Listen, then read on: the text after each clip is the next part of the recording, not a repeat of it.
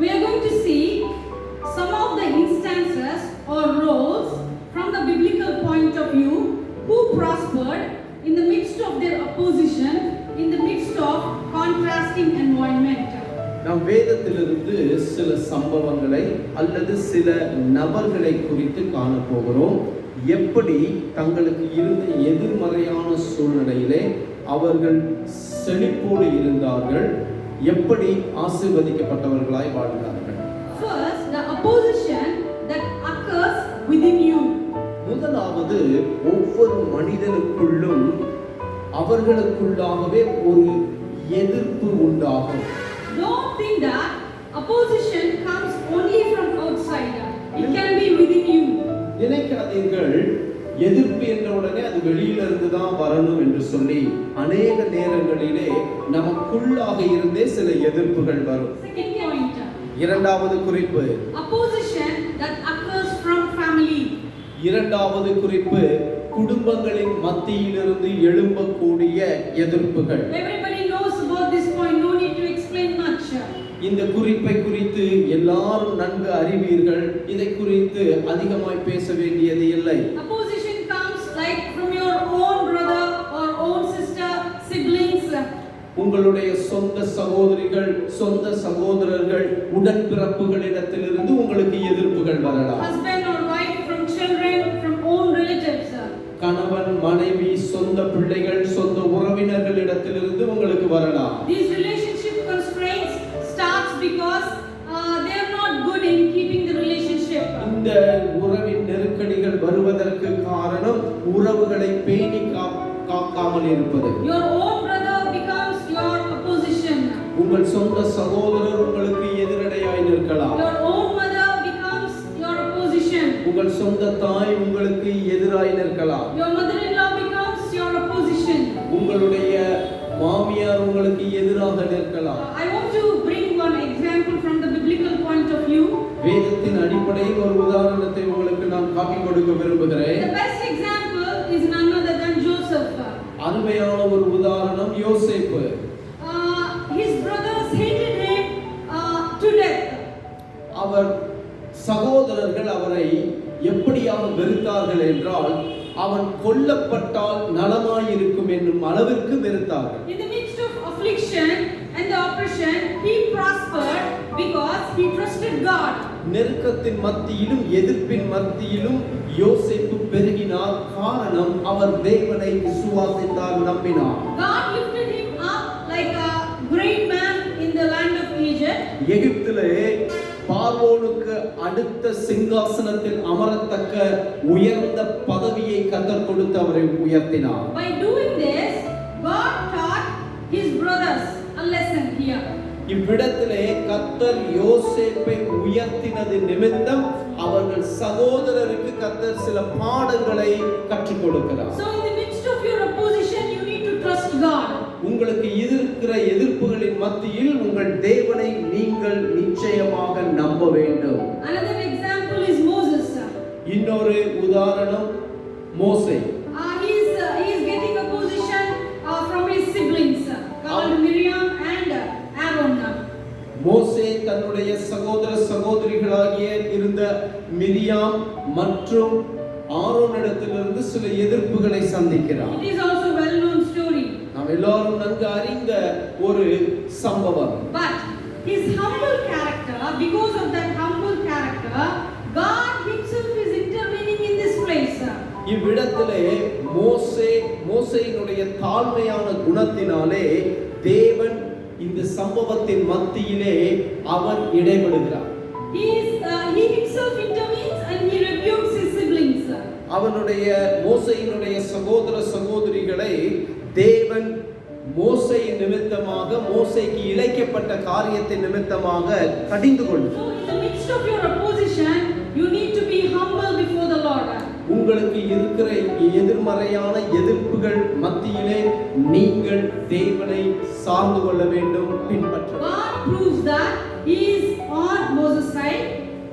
தேவன் அந்த இடத்திலே தான் மோசேயின் பக்கத்திலே இருக்கிறேன் என்பதை நிரூபிக்கிறார். By answering his prayer for his siblings தன் சகோதரன் சகோதரிக்காக ஜெபித்த ஜெபத்திற்கு பதில் கிடைத்ததின் நிமித்தம், all because Moses is on God's side. ஏனென்றால் மோசே தேவன் பட்சத்தில் இருந்தார். So in the midst of your opposition that comes from your family, உங்கள் குடும்பத்தின் மத்தியிலிருந்து உங்களுக்கு வருகிற எதிர்ப்பின் மத்தியிலே you need to trust God. தேவனை விசுவாசித்து நம்புங்கள். You need to show your character to God. உங்களுடைய குணாதிசயங்களை நல்குணாதிசயங்களை தேவனுக்கு முன்பாக நீங்கள் காட்டுங்கள். God will intervene in those situations. தேவன் அந்த சூழ்நிலைகளின் மத்தியில் இடைபடுவார். Everything will be turned for His glory. ஒவ்வொரு காரியங்களும் அவர் மகிமைக்காக திருப்பிக் கொள்ளப்படும். And the people that are against you will know that God is on your side. உங்களுக்கு விரோதமாக எதிர்த்து நிற்கிறவர்கள் தேவன் உங்களோடு இருக்கிறார் என்பதை கண்டுகொள்வார்கள். And the next point is opposition that occurs from the place where you are working. மூன்றாவது ஒரு காரியம் என்னவென்றால், நீங்கள் எங்கே பணி செய்கிறீர்களோ அந்த இடத்தில் உங்களுக்கு ஒரு எதிர்ப்பு உண்டாகும். See, this is the common ground. All of us face opposition from in our work spots. இதுதான் பொதுவான சில நியதிகள். நாம் வேலை பார்க்கிற இடத்தில் அநேக எதிர்ப்புகளை நாம் சந்திப்போம். Opposition from seniors, from HODs, from project managers, HM, or even when it comes to ministry, senior pastors. இவ்விடத்திலே நாம் பார்ப்போமே என்றால், நமக்கு மேலாக இருக்கக்கூடிய நிறுவனத்தின் மேல் அதிகாரிகள் அல்லது ஒரு ஒரு பிரிவினுடைய தலைவர் அல்லது நாம் படிக்கிற இடத்தில் இருக்கக்கூடிய ஆசிரியர்கள், இன்னும் ஊழியத்தில் பார்ப்போமே என்றால் சில நேரத்தில் மூத்த ஊழியர்களிடத்திலிருந்து கூட எதிர்ப்புகள் வரும். Is it possible to prosper in the midst of such opposition? இந்த எதிர்ப்புகளின் மத்தியிலே நாம் செழிப்போடு இருப்பது, செழித்திருப்பது சாத்தியமா? It is very tough though. இது மிகவும் கஷ்டமான கடினமான ஒன்றாய் இருந்தாலும், but if you stand with the Lord, like He jumps into your side and He settles the issues. நாம் நன்றாய் ஜெபிக்கிறவர்களாய் தேவன் பக்கத்தில் இருந்தால் தேவன் நம் சூழ்நிலையின் மத்தியில் இறங்கி அவர் நமக்காக கிரியை செய்வார். The example from the biblical point of view is Shadrach, Meshach, Abednego. வேதத்தின் அடிப்படையில் ஒரு சம்பவத்தை இதற்கு குறிக்க வேண்டும் என்றால் Shadrach, Meshach, Abednego. It is a well-known story too. நாம் அறிந்த ஒரு சம்பவம் அது. These three young men frustrated their king.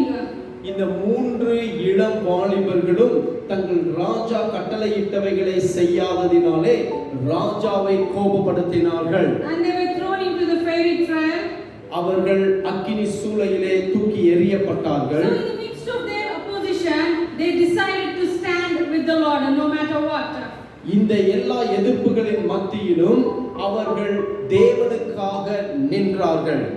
And God said, no matter what, I'll be with you.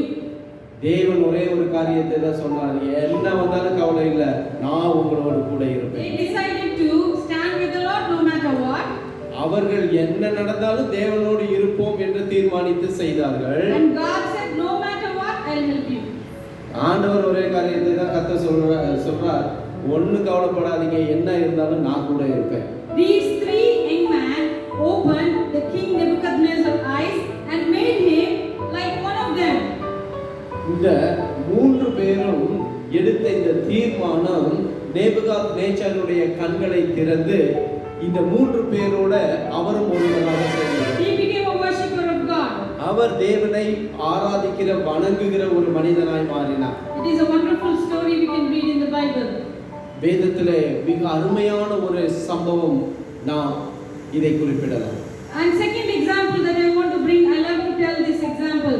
அடுத்த ஒரு உதாரணம் இதற்கு நான் தெரிவிக்க வேண்டும் என்றால், We can read this incident in the book of John 8:3-11. யோவான் 8ஆம் அதிகாரம் 3 நாம் இந்த சம்பவத்தை வாசிக்கலாம். It's about adulterous woman. விபச்சாரத்திலே பிடிக்கப்பட்ட ஸ்திரீ. She is an adulterous woman. She is a sex worker actually. அவள் பார்த்தீர்கள் என்றால் ஒரு விபச்சாரம் செய்து தன் சரீரத்தை விற்று வாழ்கிற ஒரு சூழ்நிலையிலே இருந்தாள். She caught in adultery. அவள் விபச்சாரத்திலே கையும் களவுமாய் பிடிக்கப்பட்டாள். That is in her workplace. அதுதான் அவளுடைய வேலை ஸ்தலம். She was pulled out by Pharisees. அவள் இந்த பரிசேயர்களால் இழுத்து கொண்டு வரப்படுகிறாள். In the midst of her opposition, she meets Jesus. இவள் தனக்கு இருந்த அந்த கடினமான எதிர்ப்பின் சூழ்நிலையில் இயேசுவை சந்திக்கிறாள்.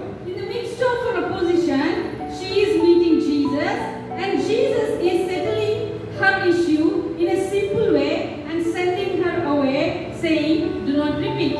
அதாவது தனக்கு இருந்த அந்த நெருக்கமான எதிர்ப்பின் சூழ்நிலையில் இயேசுவை சந்திக்கிறாள். இயேசு அந்த சூழ்நிலையை சாதாரணமாய் அமைதியாய் முடித்து வைத்து அவள் திரும்பி போக சொல்லும் பொழுது, இனி நீ பாவம் செய்யாதே என்று சொல்லி அனுப்புகிறார். So in the midst of this opposition, you can meet Jesus.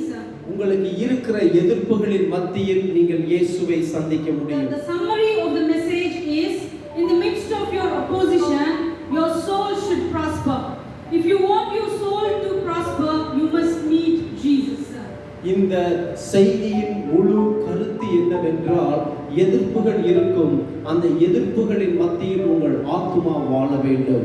இந்த எதிர்ப்புகளின் மத்தியில் உங்கள் ஆத்துமா வாழ வேண்டும் என்றால் நீங்கள் இயேசுவை சந்திக்க வேண்டும்.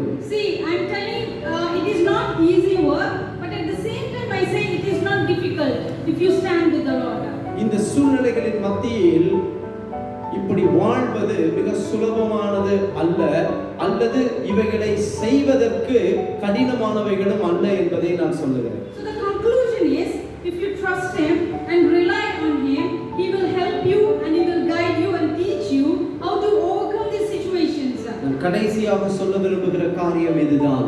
இப்படிப்பட்ட சூழ்நிலையின் மத்தியிலே, நெருக்கத்தின் மத்தியிலே நீங்கள் இயேசுவை நம்பி வந்தால் அவர் உங்களுக்கு இந்த சூழ்நிலைகளை எப்படி கையாளுவது என்பதை குறித்து ஆலோசனை குறித்து போதித்து உங்களுக்கு உதவி செய்து அந்த சூழ்நிலையிலிருந்து உங்களை வெளியே கொண்டு வருவார். His Spirit knows what to do, how to help you. அவருடைய ஆவியானவருக்கு எப்படி உங்களுக்கு உதவி செய்ய வேண்டும் என்பதை நன்கு அறிந்தவர். All these examples from the biblical point of view, in the midst of their opposition, they trusted God and their soul prospered. You can see that.